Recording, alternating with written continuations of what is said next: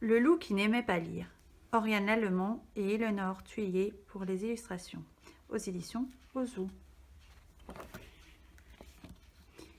Il était une fois un loup qui dévorait les livres, les petits, les grands, les contes, les dictionnaires, les romans. Tout passait sous sa dent acérée. Il ne pouvait s'en empêcher. Il adorait le goût du papier. Il s'appelait Loup. « Mais n'as-tu jamais envie de savoir ce qui se passe dans les histoires ?» lui demande un jour Loup, agacé. « Lire, c'est vivre des aventures, rêver. »« Je préfère vivre des aventures pour de vrai, » répliqua Loup. « Quand je lis, je m'ennuie. »« Ah oui ?» fit Maître Hibou. « Je te parie qu'avec ce livre-là, tu ne t'ennuieras pas. Nous l'avons choisi tous ensemble pour toi. »« Et nous ne jouerons pas avec toi tant que tu ne l'auras pas lu, » ajouta Valentin. De retour chez lui, Loup s'installa dans son fauteuil avec le livre. En bougonnant, il tourna une page, puis deux. À la troisième, il dormait. Loup fut tiré du sommeil par une voix qui se lamentait. Il regarda autour de lui. Il n'était plus dans son salon, mais dans une forêt pleine de livres. Au milieu des arbres, un vieil écureuil gémissait. « Où donc les ai-je posés ? Ah, vraiment, je ne sais pas ce que j'en ai fait. » « Ce que vous avez fait de quoi ?» demanda Loup poliment. « De mes livres, voyons. 10 livres ont disparu. » Loup se frotta les yeux. Il devait rêver.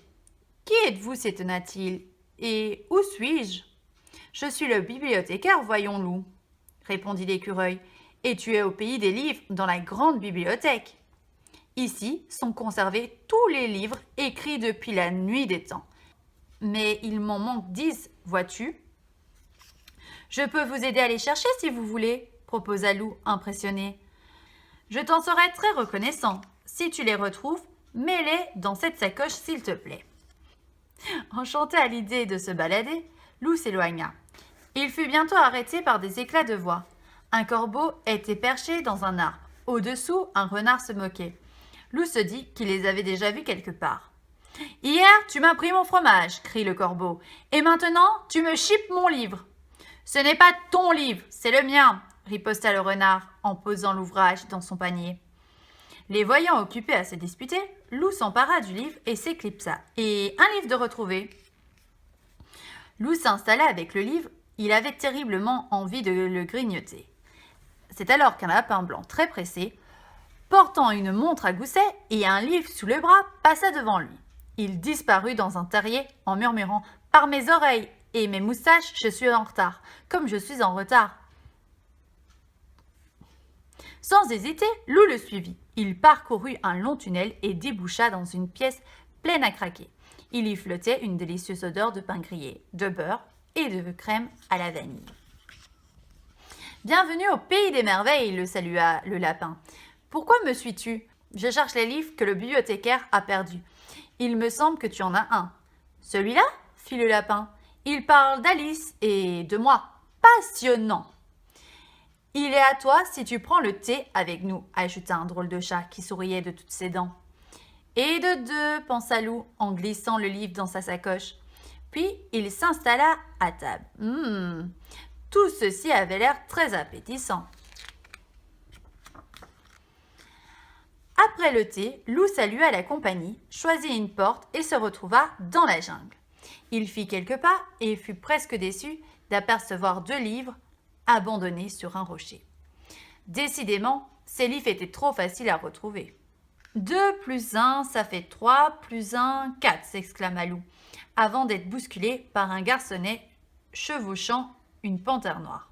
« Si j'étais toi, je ne resterais pas là, » lui cria la panthère. « Shere-Khan, le tigre, est à notre trousse. » À ces mots, un rugissement terrible retentit, si terrible que Loup en demeura pétrifié.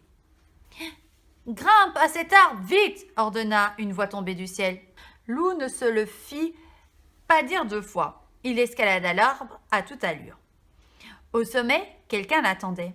« Qui es-tu » demanda Loup. « Je m'appelle Peter Pan. Et toi, tu es Loup ?» répondit le garçon, amusé. « Tu as vraiment le chic pour te trouver là où il ne faut pas. Allez, suis-moi, je t'emmène au pays imaginaire. » Quelques pincées de poudre magique plus tard, Lou planait dans les airs avec Peter Pan. Hélas, son plaisir ne dura pas. Un énorme filet s'abattit sur les deux amis. « Enfin, je te tiens, Peter Pan !» jubila un affreux pirate. « Et qu'as-tu avec toi ?»« Nom d'un crocodile ! Un loup !»« Relâche-le, Crochet !» le menaça Peter Pan. « Il n'a rien à voir dans l'histoire. »« Qu'est nenni !» répondit le pirate. « Tes amis sont mes ennemis. Je le garde. » Enfermé dans la cabine du bateau pirate, Lou bâilla. Toutes ces aventures, c'était très fatigant. Il s'allongea sur le lit et découvrit, enfoui sous l'oreiller, de nouveaux livres. Le premier livre était une histoire d'île au trésor, et de 5 se réjouit Lou.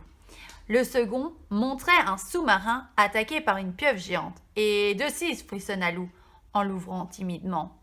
Aussitôt, il eut un terrible crac, et le bateau commença à se remplir d'eau. Que se passe-t-il encore ?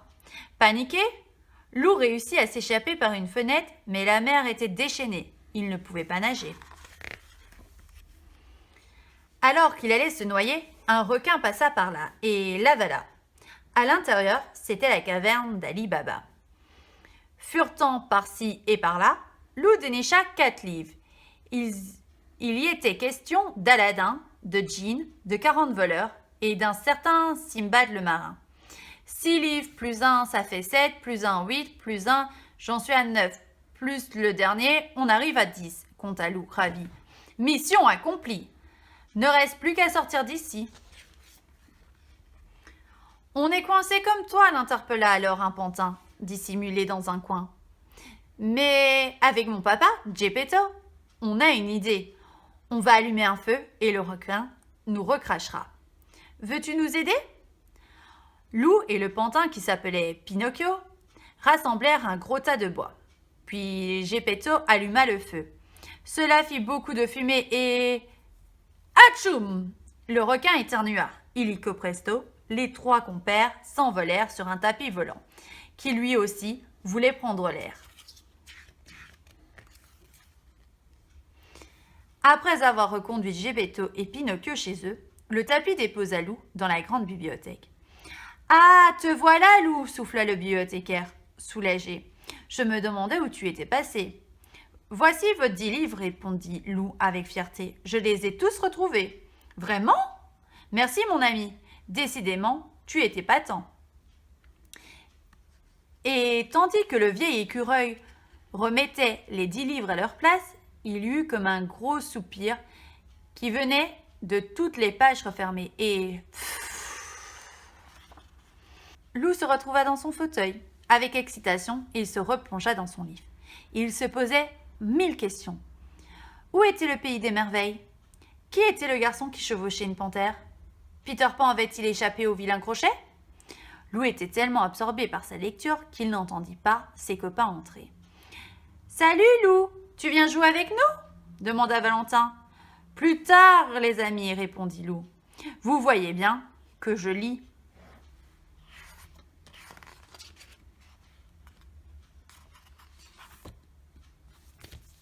Le loup qui n'aimait pas lire, Dorian l'Allemand.